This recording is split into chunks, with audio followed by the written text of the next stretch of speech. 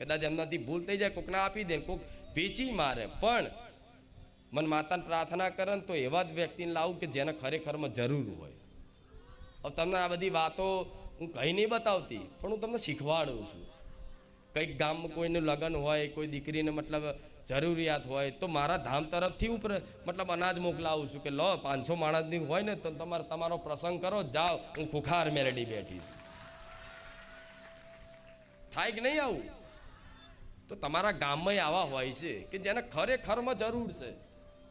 તો પહેલાં તમારા ગામમાં જુઓ, નજર મારો, તમારા આસપાસ વિસ્તારમાં મારો, ગામમાં નહીં વિસ્તારમાં મારો, તમારા સોસાયટીમાં મારો નજર, કે કોઈ આવો વ્યક્તિ કે જેને ખરેખરમાં 2 ટાઈમનું હરખું ખાવાય નહીં મળતું, કોઈ એવા વ્યક્તિ કે જેને બીમાર છે, એને કોઈ દવા કરવા વાળું નથી. અરે એ વ્યક્તિનો સ્વભાવ ગમે તેવો હોય, એ દુષ્ટ હોય, રાક્ષસ જેવો હોય, માંસ મટન ખાતો હોય, બધું જ, પણ જેને ભૂખ લાગી હોય એને ખવડાવ